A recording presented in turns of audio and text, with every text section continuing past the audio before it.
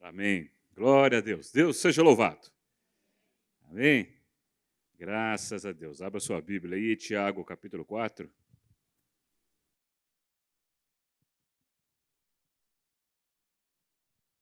Vamos ler nesse texto para a gente ministrar a palavra. Tiago, capítulo 4, verso 1.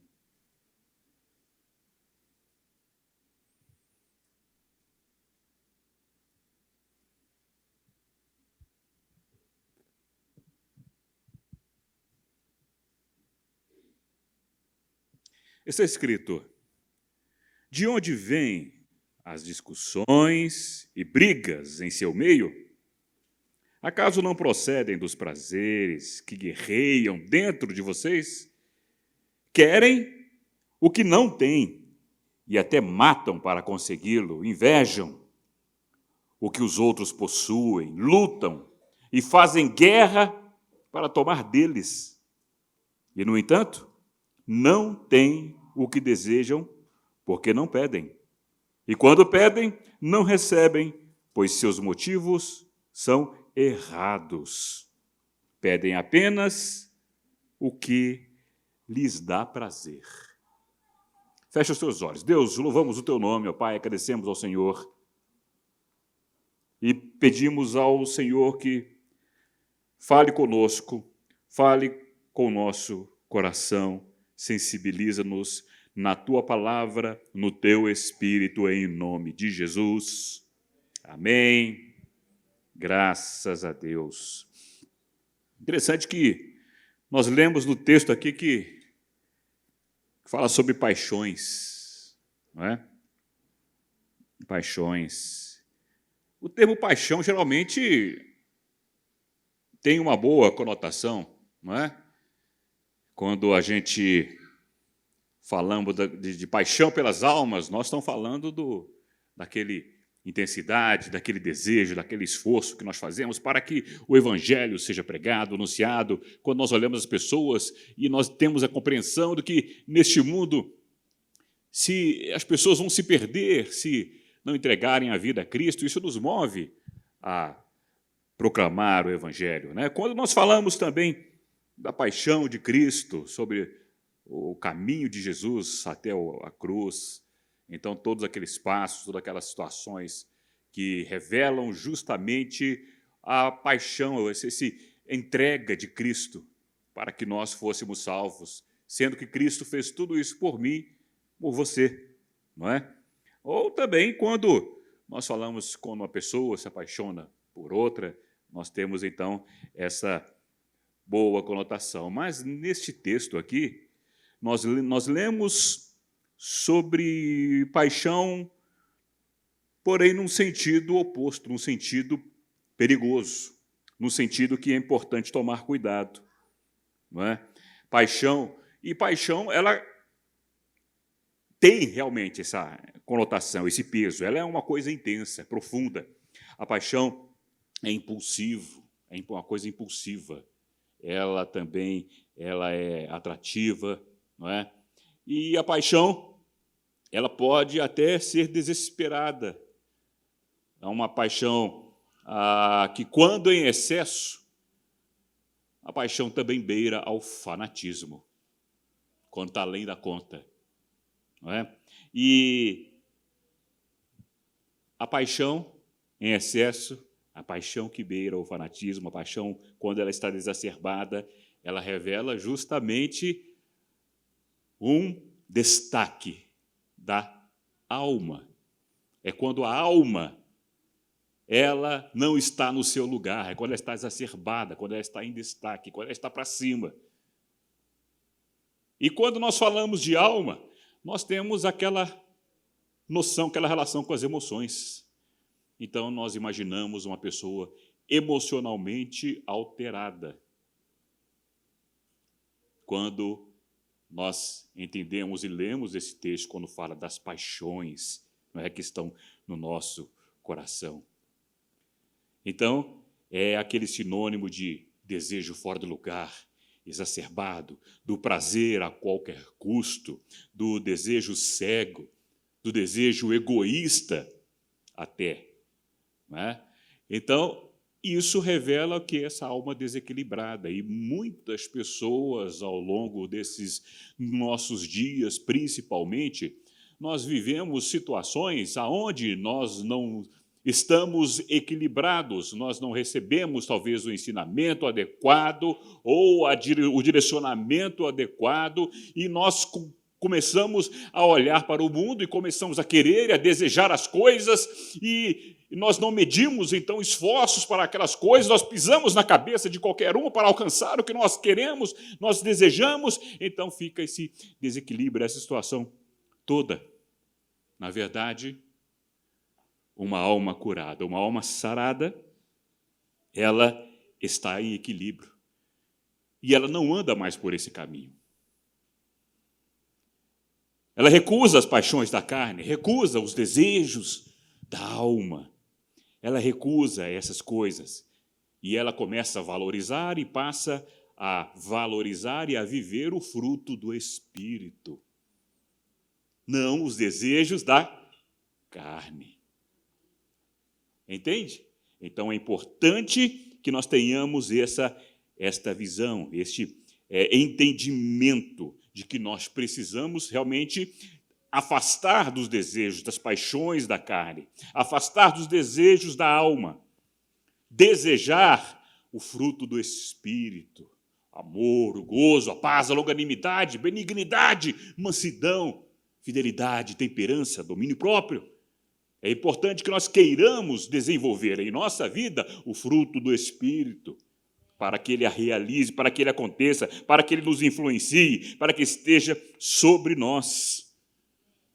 Mas isso nós conseguimos à medida que nós realmente buscamos e entendemos que nós estamos desenvolvendo uma alma curada, sarada, pronta para fazer a vontade de Deus, pronta para crescer, pronta para desenvolver, pronta para ser abençoada nesse mundo, pronta para ser bênção a outras pessoas.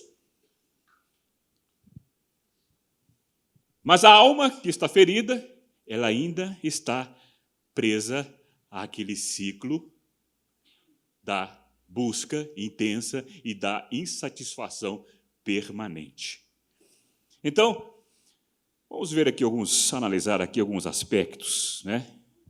Em comparação da alma quando está ferida e da alma sarada. Se a minha alma está sarada, por exemplo, eu não dou ouvidos ao que o diabo sugere.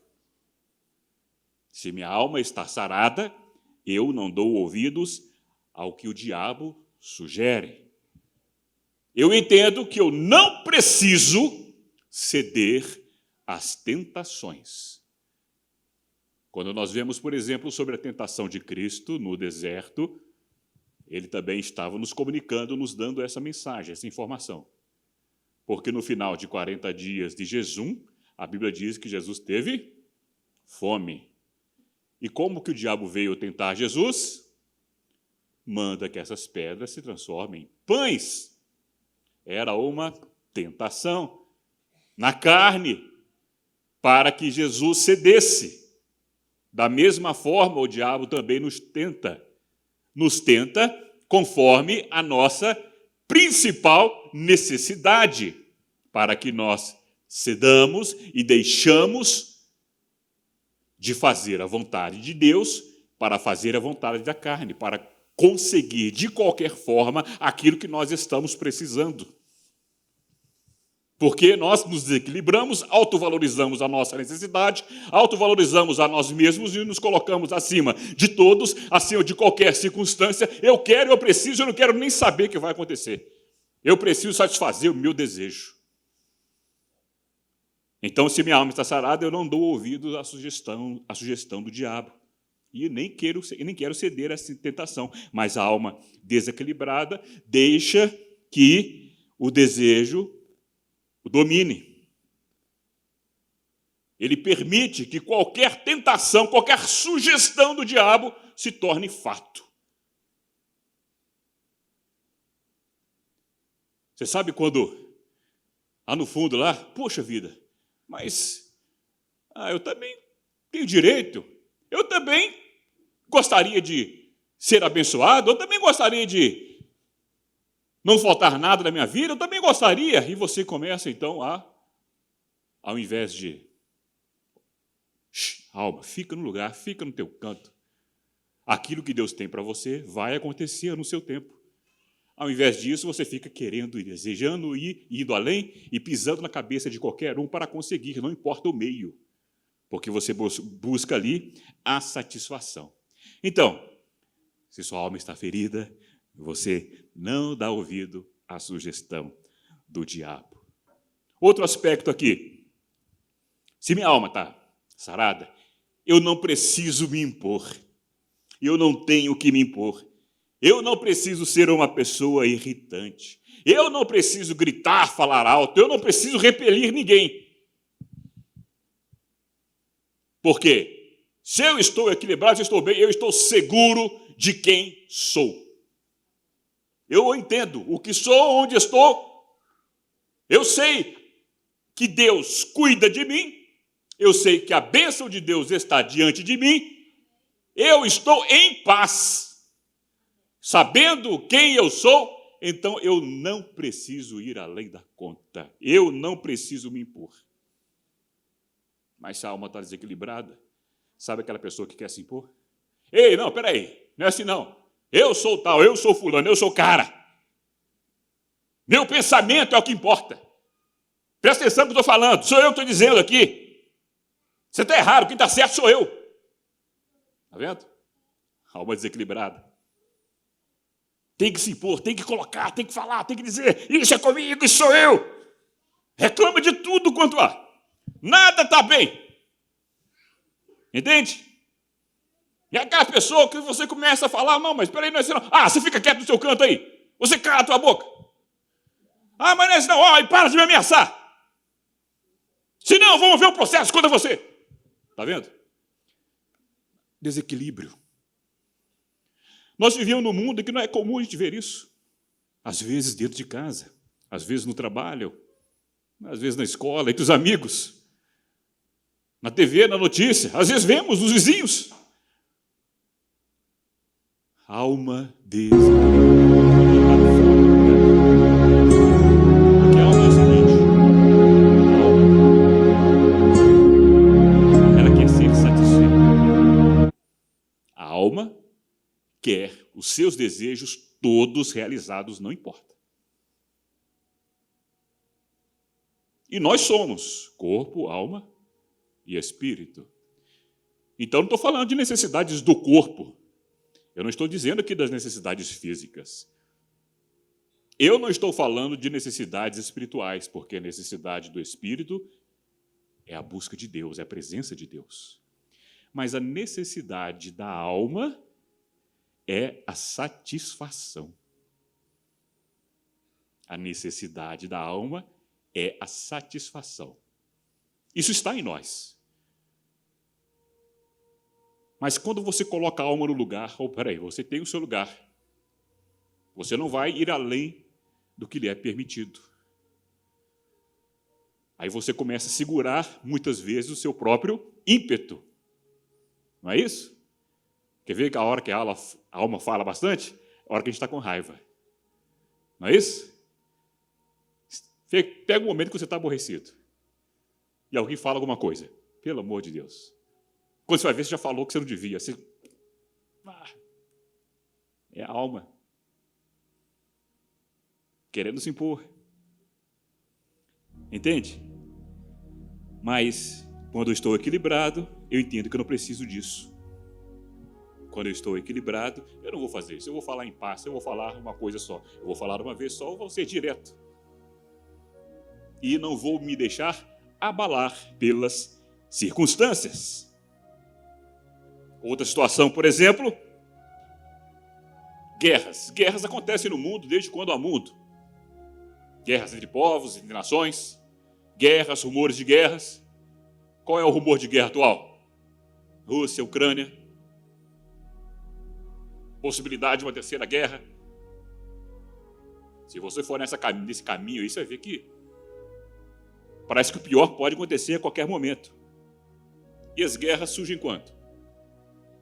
As guerras surgem porque uma nação quer se impor a outra? Então é só isso?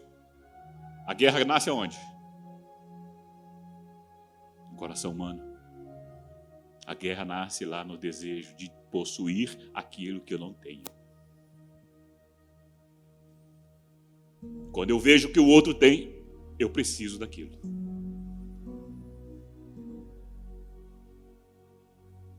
Se eu vejo que o cara está com um tênis bacana, olha assim, cara, eu preciso ter um tênis igual a esse. Aí eu vou lá, corro, fico sabendo o preço. Mas eu não tenho dinheiro, mas eu me endivido tudo para gastar para comprar um tênis igual. Agora estou satisfeito, estou feliz agora. Tenho um tênis igual aquele cara que eu vi, que é muito bonito. Parece estar satisfeito, né? Passa uma semana. Cara, nossa, eu vi o tênis mais bonito ainda, vou ter que comprar outro. E parece que não tem fim, né?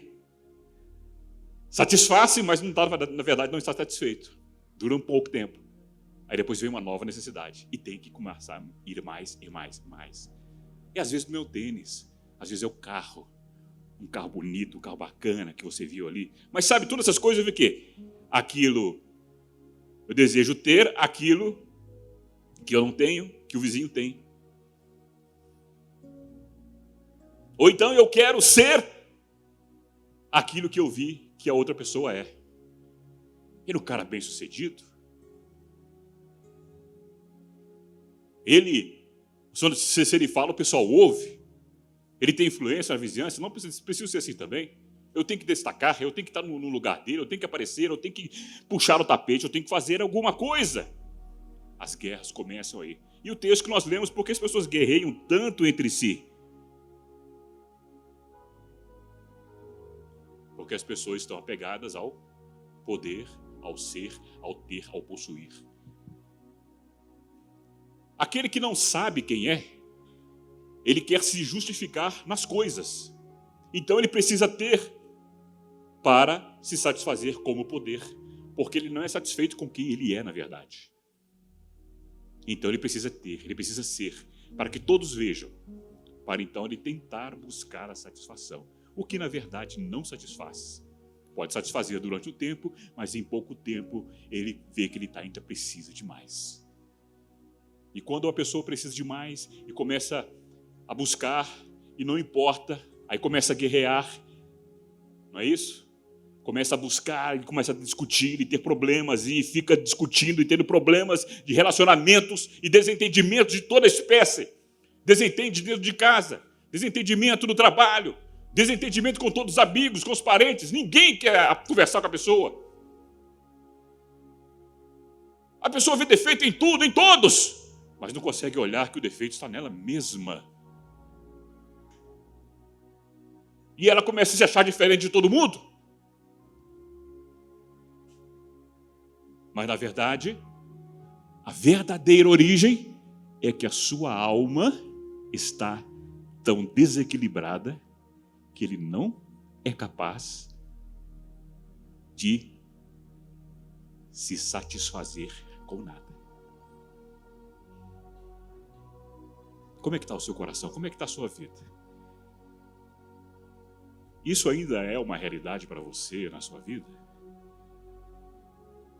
Se não, é importante que você busque cura para a sua alma. Sabe aquela palavra de Jesus? Vinde a mim e eu trarei descanso para as vossas. Busque Jesus. Se a sua alma está desequilibrada, apresenta para Jesus. Jesus, eu estou assim, aborrecido, eu não sei o que está acontecendo comigo, tem alguma coisa errada. Senhor, eu estou precisando daquela paz. Sabe aquela paz que o Senhor falou que ia dar? Aquela paz que vai além do entendimento. É essa paz que eu preciso, Senhor. Me dá a tua paz. Peça a Deus, fale com Deus. Fale com Jesus. Senhor, eu preciso do descanso que o Senhor prometeu que ia dar para a minha alma. Eu preciso disso. Eu não posso mais viver assim. Você percebeu como que é uma questão? Como é que é? É uma situação que depende muito de você, depende do que você vai fazer. Ao invés de você ficar reclamando de tudo, ao invés de você encontrar dificuldades em todas as coisas, ao invés de você dizer, fulano tá errado, mas isso do meu lado tá errado, aquilo ali na frente tá errado, todo mundo tá com defeito, todo mundo tá com problema, será possível que ninguém vê? Ao invés disso, começa a falar com Jesus e buscar a Deus. Deus, me dá a tua paz. Deus, eu preciso do teu descanso. Aquilo que o Senhor prometeu é o que eu preciso. Eu quero, eu desejo, Senhor.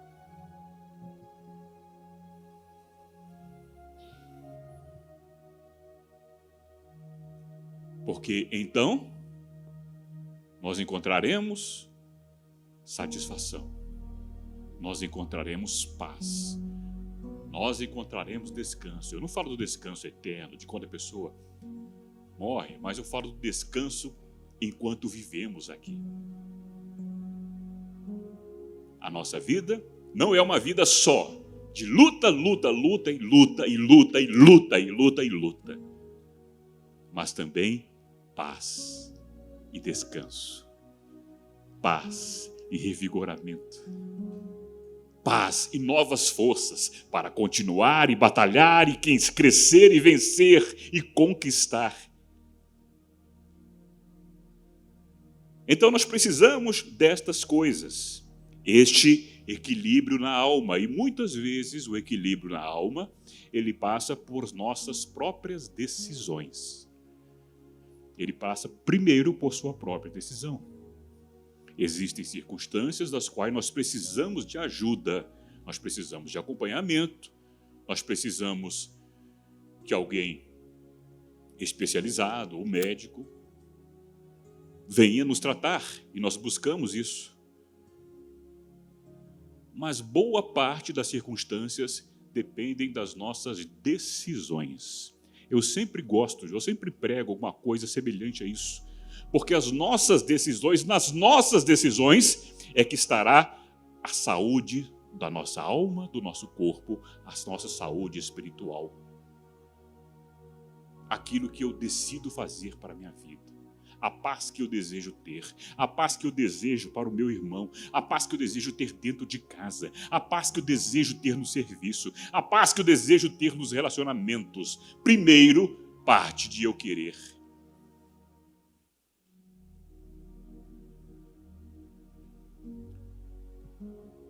Outra característica, se eu estou bem, se eu estou em paz, eu não dou mais lugar à amargura. Eu não fico carregando amargura no meu coração. Eu não dou lugar à amargura porque eu aprendi a perdoar. Eu aprendi a liberar o perdão. Eu aprendi a viver em paz. Eu aprendi a estar em paz. Eu aprendi o que significa: basta a cada dia o seu mal. É um dia por vez. E eu não fico mais carregando mágoas. Se tem uma coisa que adoece a alma, que adoece o físico e que torna a nossa vida mais pesada, é quando guardamos mágoas no coração. E vivemos dia após dia, semana após semana, mês após mês, ano após ano, sem perdoar, com o peso da mágoa no coração.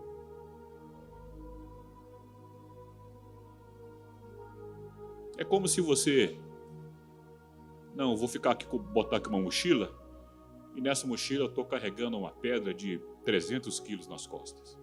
Não vou nem sair do lugar, 300 quilos, que isso? Vou ficar preso ali. É isso que eu estou falando. A amargura, a falta de perdão é isso. Você não sai do lugar. Porque você insiste, veja bem, você insiste. É você quem quer carregar a mágoa, o peso. É você quem não quer perdoar. É você quem quer ficar lembrando que aquela pessoa fez contra você. É você quem quer ficar lembrando que tudo aquilo aconteceu. É você quem quer ficar lembrando disso, ao invés de simplesmente soltar as amarras, deixar o peso de lado. Eu perdoo, vá em paz e eu quero seguir em paz também. Entende? Então é algo que nós precisamos. A pessoa amargurada, ela é repetitiva. Já reparou? Repetitiva. Ela sempre vai falar para você, mas você lembra? Fulano de tal fez isso comigo. Mas você lembra? Você fez isso comigo. Repete aquilo toda vez que te encontra. E está conversando uma coisa, de repente dá aquela indireta. Mas pessoas são assim, pessoas fazem tudo isso com a gente. Parece que não muda a fita, é repetitivo. Parece que o tempo não passa. Parece que vai ficando velho, mas vai guardando as mesmas coisas. Entende? O amargurado é repetitivo. Ele insiste em estar preso ao passado. É decisão sua se libertar do passado. Decida largar o passado para trás. Decida abandonar. E decida seguir em frente. Porque a bênção que Deus tem para você está ali na frente. E para você chegar lá, você tem que sair do seu lugar. Deixe o passado para trás. Não carregue a amargura. O amargurado nunca se lembra do que fez. Mas ele sempre se lembra, sempre ressalta o que fizeram a ele. Veja, ele está preso ao que fizeram. E não se apega ao que ele faz.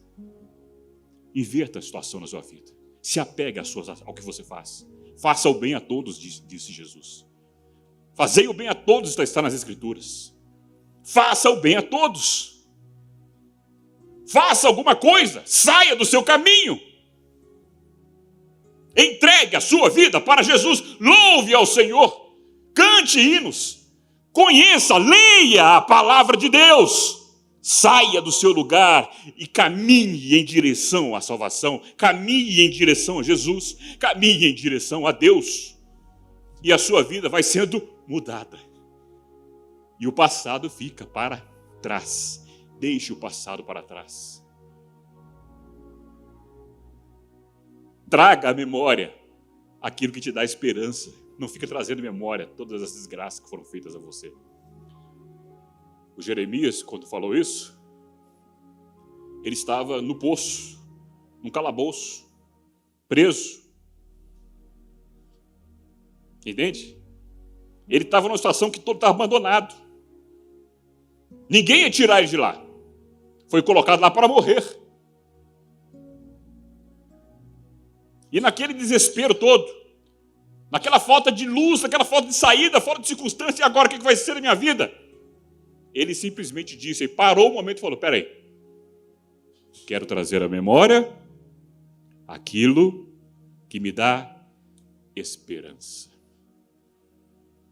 Deixa eu parar de pensar em todas as desgraças que está acontecendo. Porque o mais óbvio para ele naquela situação é tipo assim, vou morrer aqui, minha vida acabou. Não tem alegria, não tem felicidade no poço e nem no calabouço. Eu estou perdido. Tudo acabou para mim. Isso é o que naturalmente vinha à cabeça dele. Mas por decisão própria, ele disse, peraí, parou tudo. Eu quero trazer à memória aquilo que me dá esperança. E qual foi a primeira coisa que ele disse logo depois? As misericórdias do Senhor são a causa de eu não ser consumido. Eu só não morri aqui porque Deus está comigo. Porque Deus tem misericórdia de mim. É por isso que, mesmo aqui no calabouço, eu estou vivo. E eu confio nele que eu vou sair. Jeremias não ficou no calabouço. Ele saiu e continuou profetizando. Mas por quê? Ele decidiu o que iria influenciá-lo dali para diante. Ele não permitiu que os seus próprios sentimentos, que os seus próprios pensamentos o dominassem e o enganassem e o levassem para o túmulo. Entende? Então não seja amargurado. Libere perdão. Traga à memória aquilo que pode lhe dar esperança. Mas uma característica aqui, quando a pessoa busca essa verdade, essa realidade para a sua vida, busca a presença de Deus, busca entender que mesmo naquela circunstância, Deus está com ele, e é em Deus que ele vai sair daquela circunstância, ele começa também a se tornar uma pessoa grata. Ele para de ficar com tanta maldição nos lábios. Ele para de amaldiçoar, ele começa a agradecer.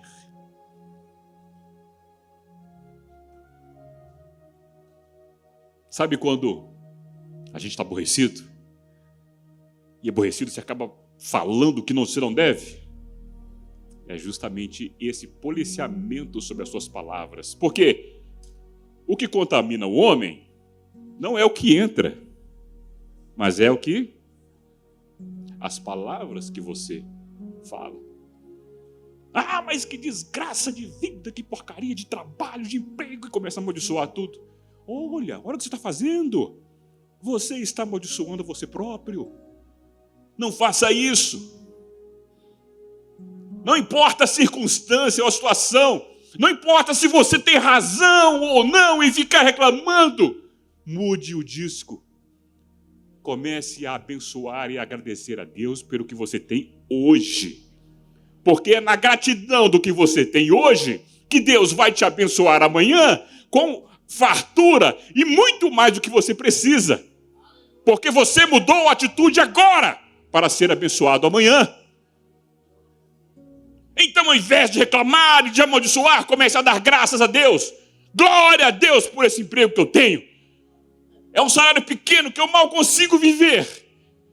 Mas eu sei que Deus está nesse negócio. E eu sei que Deus vai me abençoar.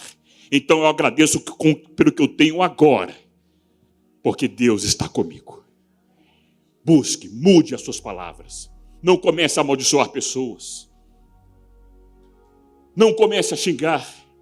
Guarda os teus lábios. Guarda os teus lábios. Use a sua boca como instrumento de gratidão e de louvor, e não como instrumento de maldição. Tiago mesmo fala que da mesma boca procede bênção e maldição. E ele fala, não deve ser assim. Presta atenção. Então pare de amaldiçoar e de reclamar. Comece a agradecer e a abençoar. Comece a abençoar. Ao invés de amaldiçoar, ao invés da mulher amaldiçoar o marido, ao invés do marido amaldiçoar a mulher, ao invés de o pai amaldiçoar o filho amaldiçoar o pai, ao invés de você amaldiçoar o seu emprego, em vez de você amaldiçoar as coisas que Deus já te deu, em vez de você amaldiçoar o seu carro, que fica dando problema, em vez de você usar a sua boca para a maldição, comece a usar a sua boca para abençoar. Ministra bênção sobre o seu marido. Meu marido vai ser um homem abençoado, próspero em todas as coisas. Deus vai abençoar o meu marido. Deus vai abençoar você, meu marido. Fala com ele. Deus vai abençoar você, marido, e você vai ter todas as coisas. Você terá um salário digno. Você será um empresário. Você será um homem próspero. Comece a abençoar. Comece a abençoar o seu filho. Ao invés de falar, menino, você não presta para nada, você não faz nada certo. Você não vai dar nada na vida. Ao invés de falar isso, comece a abençoar o seu filho. Meu filho, você vai ser um homem de sucesso. Você vai ser um homem de verdade. Um homem de caráter. Você vai ser um homem bem-sucedido. Porque você é meu filho, porque Deus está contigo. E Deus não te abandonará. E você vai estar desenvolvendo nessa criança um caráter diferente. Um caráter diferente. Aí você fala, tá, mas pastor, mas quando eu falo, às vezes você fala com uma criança ali, menino, você vai fazer, não é que eu estou querendo isso, pastor, mas é que eu estou tentando ensinar ele a fazer as coisas direito. Olha, isso é tão duvidoso. Eu lembro quando era criança, meu pai mandava fazer as coisas, ia fazer as coisas, aí voltava a fazer, não fazia direito. Menino, quando é que menino faz as coisas certas? Menino não vai fazer coisas certas como adulto quer, como adulto manda que eles façam. Então, quando você fazia as coisas, chegava para ele, aí não estava certo. Menino, você não faz nada errado. Não é isso que eu mandei você fazer, não. Não é possível, esse menino não faz nada certo na vida. E tá, vai lá e fazer. Eu ficava, puxa vida. tentei agradar, mas... Aí quando eu estava lá na faculdade, jovem, terminei a faculdade, vou fazer as coisas, estava cansado já de faculdade, que processo todo, longe de casa, vivendo sozinho, e vou começar a minha vida, meu processo, meus negócios, tudo mais, e as coisas começaram a dar errado, meus negócios deram errado, eu fiquei endividado, complicado. Aí quais foram as palavras que o diabo começou a sugerir em minha cabeça? Menino, você não faz nada errado. Tudo que você faz dá errado, menino. Eu lembrei de quem? Do meu pai. Ali começou um processo depressivo na minha vida que foi difícil. Que por Deus eu realmente consegui sair dele. Mas veja só. Agora, a partir daí eu comecei a culpar o meu pai pela minha vida. Era justamente a minha intenção. Minha vida está assim porque o meu pai não falava que tudo na minha vida dá errado. E agora está cumprindo tudo que ele falou. Meu pai então é o meu inimigo. Não é nada disso. Quando Deus me abençoou, quando Deus me tirou disso, Deus me deu entendimento. Não é o meu pai que estava errado. Sou eu quem deu ouvido à sugestão do diabo. Sou eu quem deu ouvido à voz do diabo que estava falando, sua vida vai dar tudo errado mesmo, assim como seu pai falou. Então, ao invés de entender que o motivo do que eu estava vivendo era porque eu estava dando ouvido ao diabo, eu comecei a culpar meu pai. Entende? Você está percebendo? Eu estava doente, a minha alma estava doente e eu estava fazendo tudo errado, por isso estava dando tudo errado na minha vida.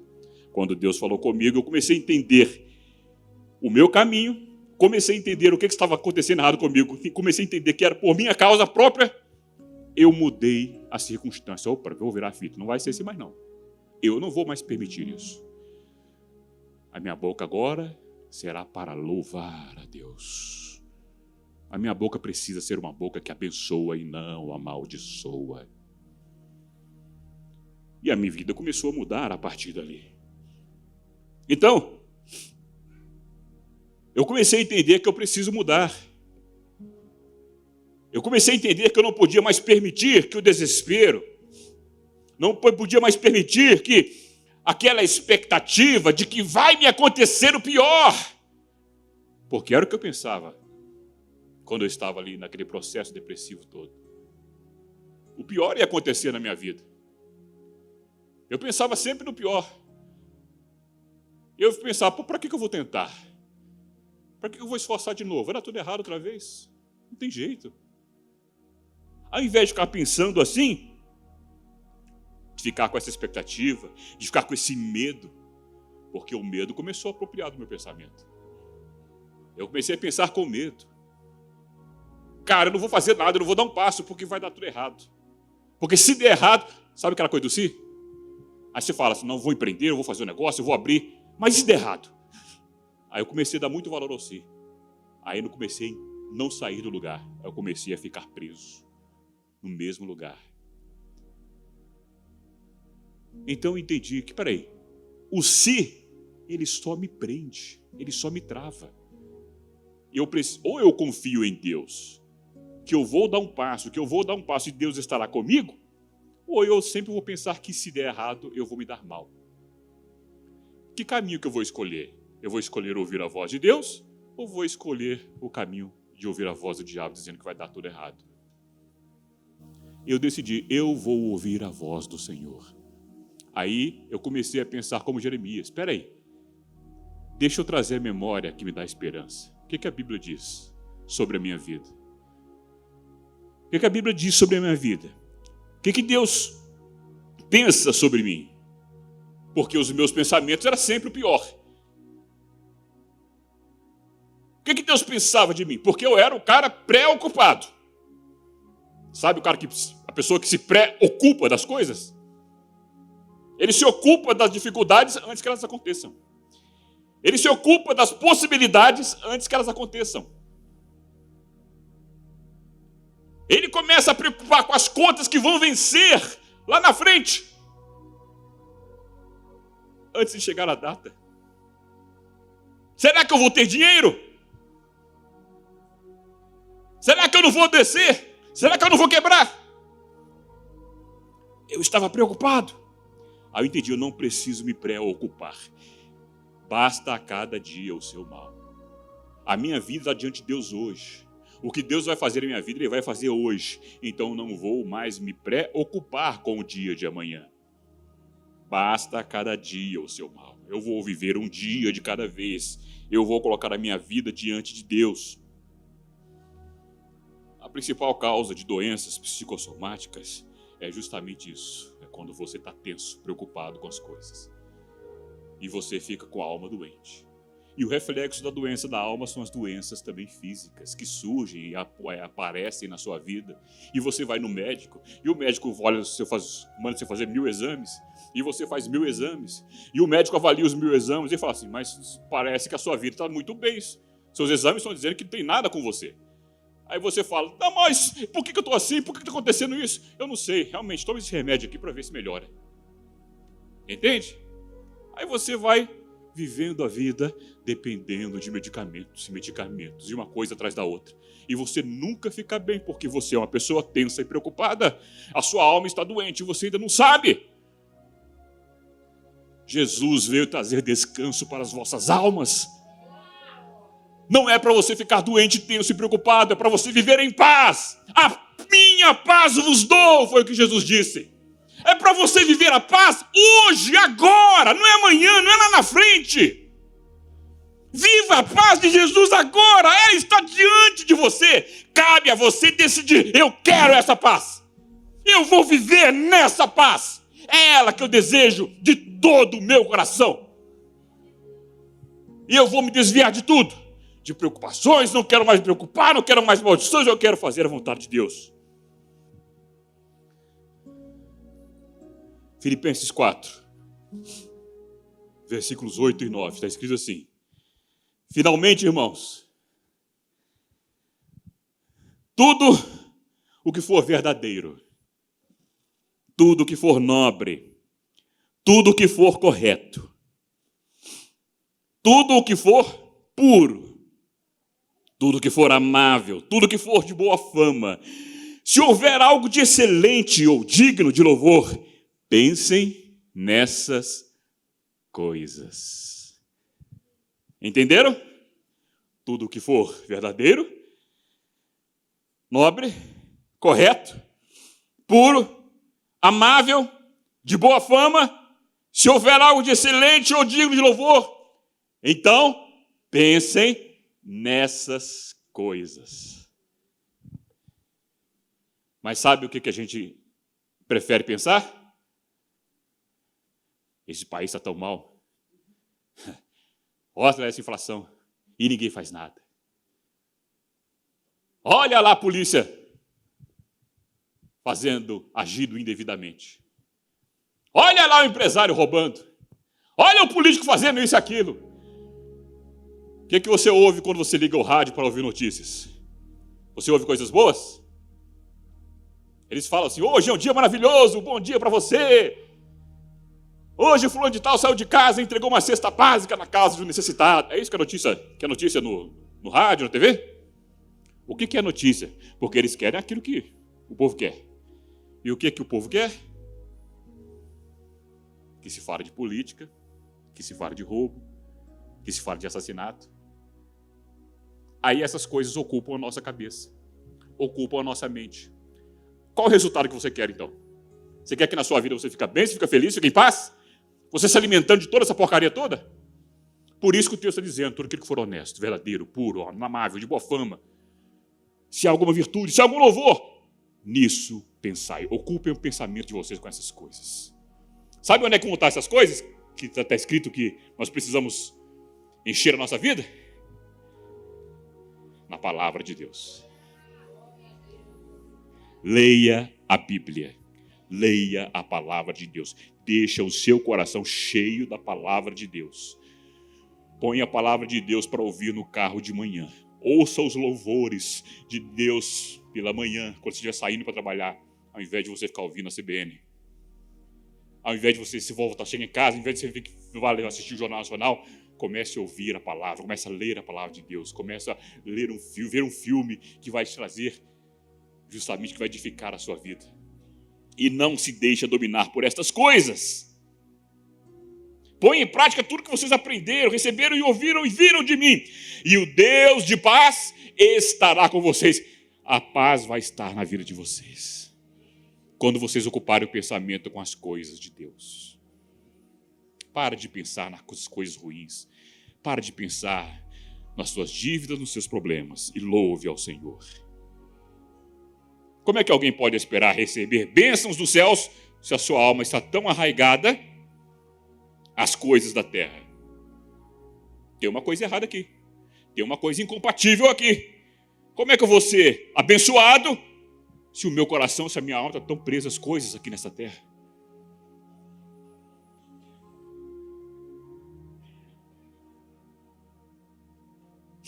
Não posso servir a Deus e ao diabo.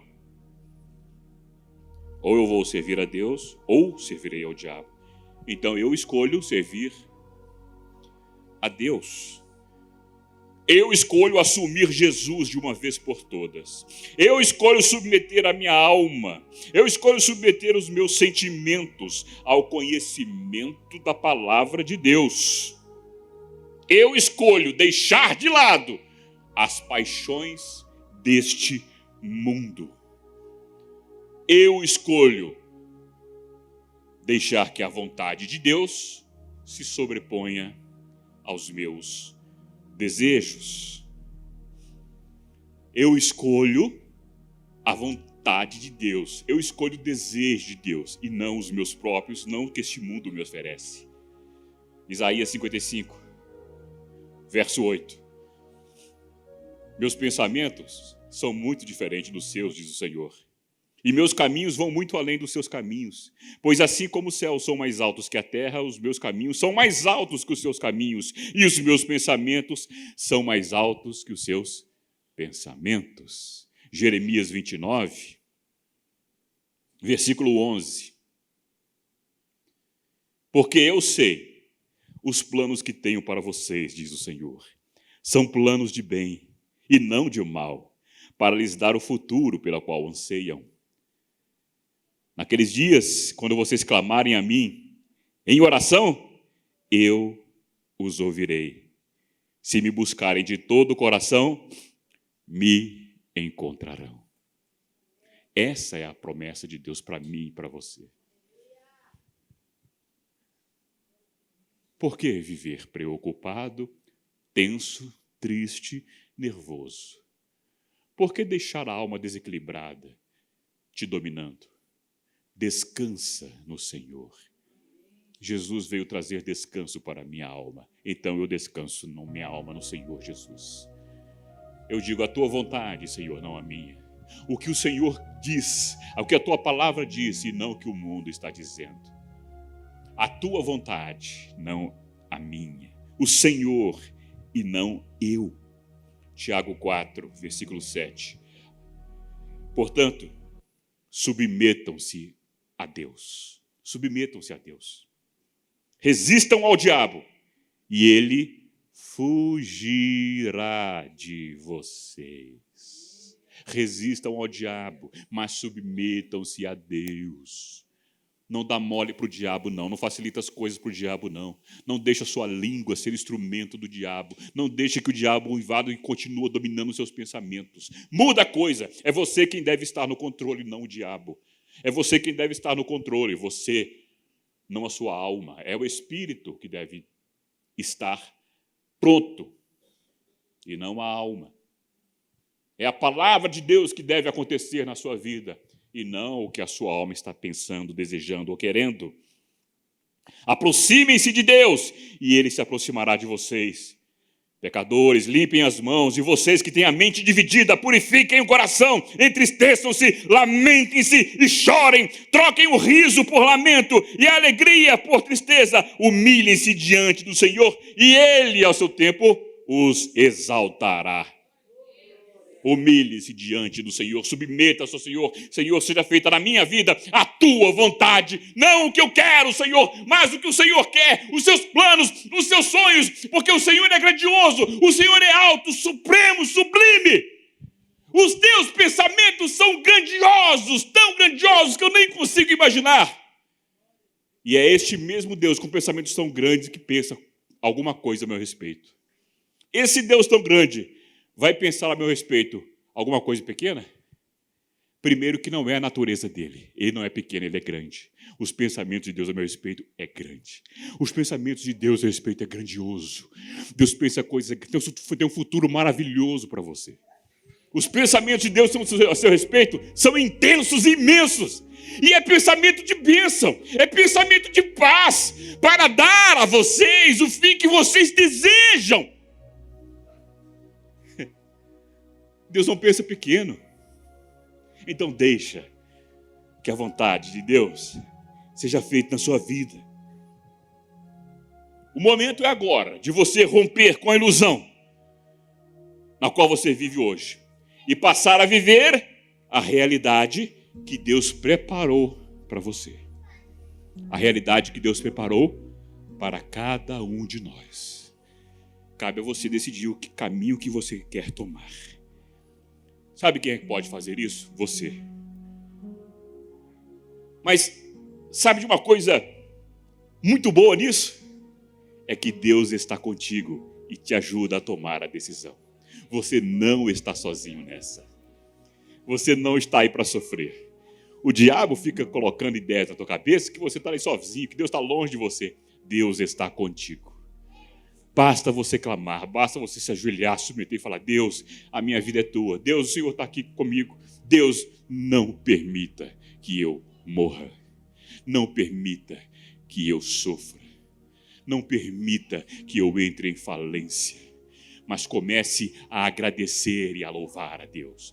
Para de reclamar, para de murmurar, para de amaldiçoar. Usa a tua língua para ser um instrumento de bênção sobre a sua vida, bênção sobre a vida do próximo, bênção sobre a vida dos seus familiares, sobre a vida do teu emprego, dos seus negócios. Comece a ser um abençoador. Abençoa as coisas que chegarem à tua mão, abençoa as coisas que você tocar, abençoa a tua casa, onde você pisar, abençoa, seja um instrumento de bênção.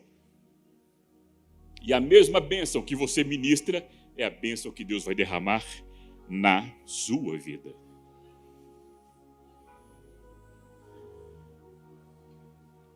Você não está só. Jesus está com você. A sua vida até aqui pode ter sido uma vida complicada, e os seus pensamentos ficam te traindo. Mas agora é o momento de você decidir uma coisa: eu quero que a vontade de Deus se cumpra na minha vida. É isso que eu quero. Eu quero que os pensamentos de Deus, tão grandiosos e que são pensamentos de paz, se cumpram na minha vida, se cumpram no meu casamento, se cumpram no meu emprego, na minha família, se cumpram no meu coração. Me tire dessa solidão, me tire dessa depressão e realize a vontade dele na minha vida. E a vontade de Deus, segundo a Bíblia, ela é boa, perfeita e agradável. Essa é a vontade de Deus para você. Deus não quer qualquer coisa para você, não. O que Deus quer para você é bom, é perfeito, é agradável.